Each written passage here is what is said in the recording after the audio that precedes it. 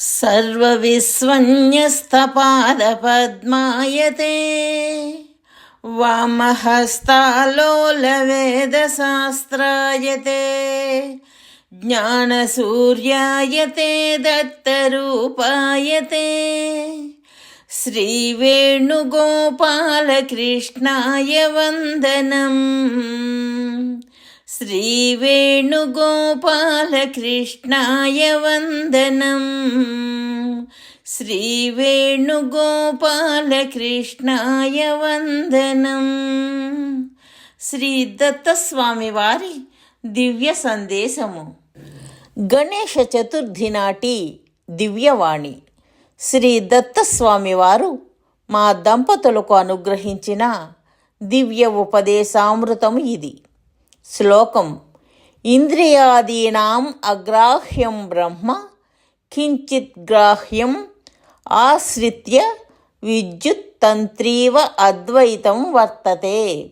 తాత్పర్యము: పరబ్రహ్మము ఇంద్రియాదులకు అందనిదైన వాటి చేత గ్రహింపబడు ఒకానొక పదార్థమును ఆశ్రయించి తీగయందు వ్యాపించిన కరెంటు వలె దానికన్నా వేరుకాక అద్వైతమయ్యుండును.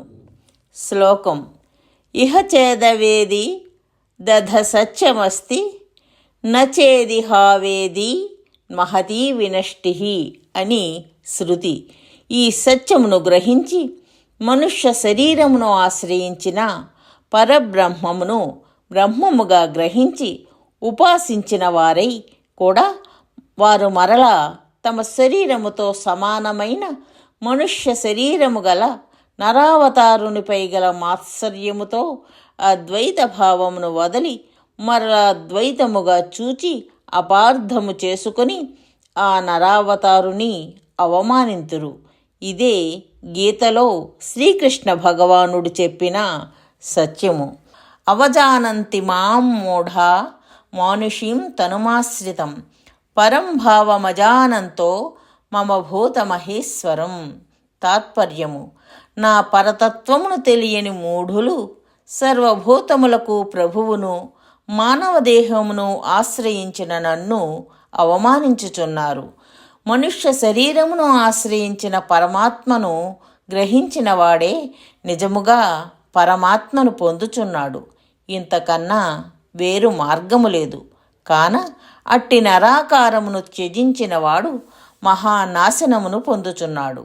బ్రహ్మము ఆశ్రయించు పదార్థములలో శిలాది విగ్రహముల కన్నను సంభాషణ సహవాసములను అనుగ్రహించు నరాకారమే పరిపూర్ణమైన ఆనందమునిచ్చును. కావున అత్యుత్తమము. అయితే పరబ్రహ్మమును నరాకారములో గుర్తించు మార్గమేది?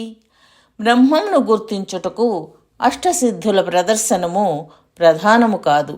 జ్ఞానమే పరబ్రహ్మమును గుర్తించు లక్షణము అని సత్యం జ్ఞానం అనంతం బ్రహ్మ అను వేదవాక్యము ద్వారా తెలుస్తోంది.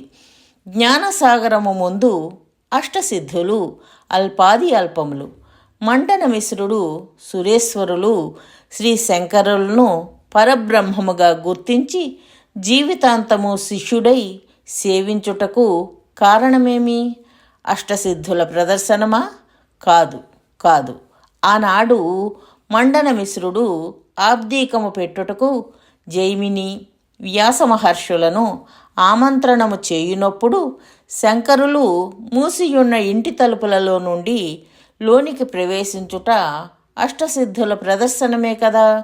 జైమిని వ్యాసులకు ఆ అష్టసిద్ధులు క్రొత్తయా? అందుకే వారేమీ ఆశ్చర్యచకితులు కాలేదు. మరి మండన మిశ్రుడు ఆశ్చర్యచకితులైనారా? కాలేదు. పైగా ఎవరి బోడుగుండు అని శంకరులను సంబోధించినాడు గదా. కనుక పరబ్రహ్మంను గుర్తించుటకు అష్టసిద్ధులు లక్షణము కానే కాదు. మరేమి అంటే దానికి జ్ఞానమే లక్షణము.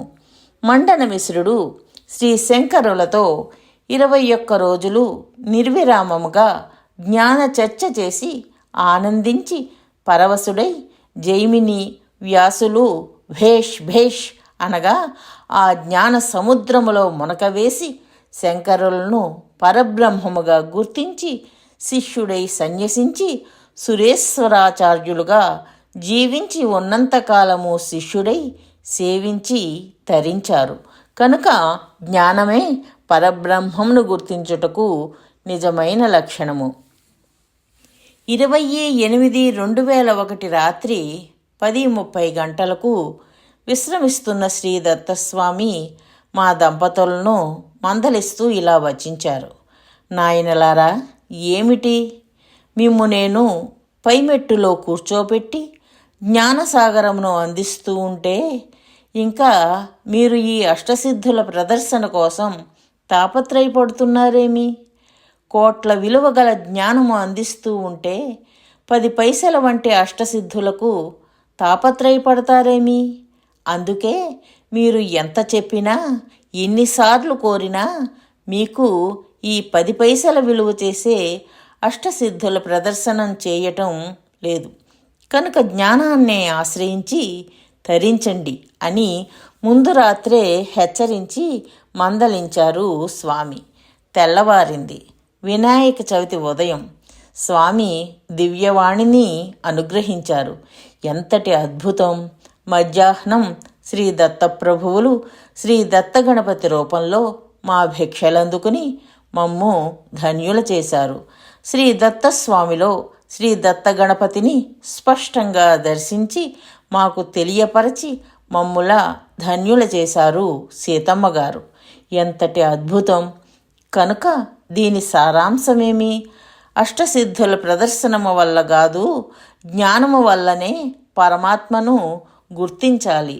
మరియు అష్టసిద్ధులను చిల్లర పైసలు ఆశించరాదు. జ్ఞానసాగరాన్ని జుర్రుకోవాలి. ప్రత్యక్ష నరావతారుని గుర్తించి సేవించి తరించాలి. సూచన: ఆధ్యాత్మిక జ్ఞాన ప్రచారము చేయడము భగవంతుడికి అమితమైన ఆనందాన్ని కలిగిస్తుందని శ్రీకృష్ణ పరమాత్మ శ్రీమద్ భగవద్గీతలో చెప్పియున్నారు. అందుకే జ్ఞానయజ్ఞేన తేనాహం అని గీతలో అన్నారు.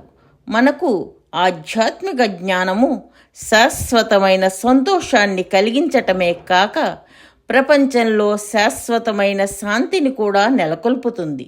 కాబట్టి శ్రీదత్త భగవానుని అపూర్వమైన ఈ ఆధ్యాత్మిక జ్ఞాన ప్రచారంలో భాగస్వాములై ఆ భగవంతుని పరిపూర్ణమైన అనుగ్రహాన్ని పొందగలరు. జై దత్తస్వామి.